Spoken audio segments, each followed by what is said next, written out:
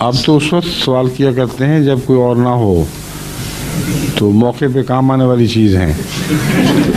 آج پہلی دفعہ ہی آپ اٹھ کھڑے ہوئے ہیں، تو پھر کسی اور کو نہیں موقع ملے گا.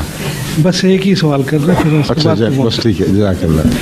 یہ نماز پڑھتے وقت سجدہ کی جگہ دیکھنا کیوں ضروری ہے، اور اگر آنکھیں بند کر لیں تو وہ مکروہ کیوں ہوتا ہے؟ ٹھیک ہے. آپ نے میرے سامنے آنکھیں کھولی ہوئی ہیں کہ نہیں؟ جی. بند کیوں نہیں کرتے؟ نماز کے وقت کچھ کبھی مجھے میری بات کا جواب دیں. مجھ سے بات کرتے وقت اب یوں کو نہیں کر لیتے، اس لیے کہ آپ کا نفس بتا رہا ہے آپ کو کہ جس سے گفتگو کی جائے اس کے سامنے آنکھیں بند کر کے کھڑا ہونا مناسب نہیں ہے. اور رسول اللہ صلی اللہ علیہ وسلم نے فرمایا ہے کہ نماز میں احسان کرنا چاہیے. احسان کی تعریف یہ ہے کہ یوں محسوس کرو کہ تم خدا کے سامنے کھڑے ہو اور خدا کو دیکھ رہے ہو، اور اگر یہ نہیں تو کم سے کم یہ تو دیکھو کہ خدا تمہیں دیکھ رہا ہے.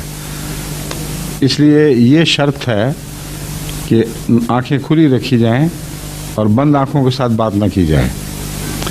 دوسرے بند آنکھوں سے غفلت بھی پیدا ہوتی ہے، اور ایک قسم کی غنودگی یا غفلت کی کیفیت طاری ہو جاتی ہے.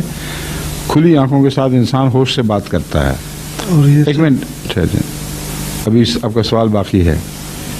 دوسری بات یہ ہے کہ سجدے کی طرف نظر اس لیے کہ ادب کا تقاضا جہاں یہ بھی ہے کہ آنکھیں بند نہ کی جائیں، وہاں یہ بھی ہے کہ نظریں اٹھا کر آنکھ سے آنکھ ملا کے بات نہ کی جائے. اور طبعاً فطرتاً ہر جگہ جب ادب غالب ہو تو انسان کی نظریں جھک جاتی ہیں. اس لیے حضرت صلی اللہ علیہ وسلم نے فرمایا کہ سجدہ گاہ پہ نظر رکھو.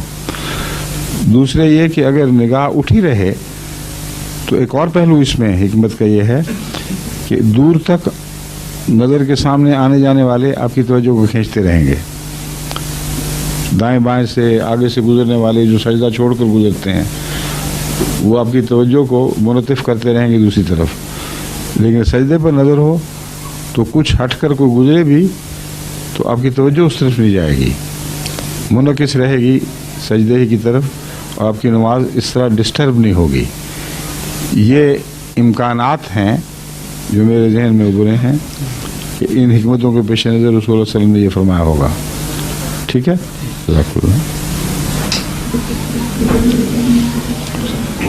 تشریف لائیے.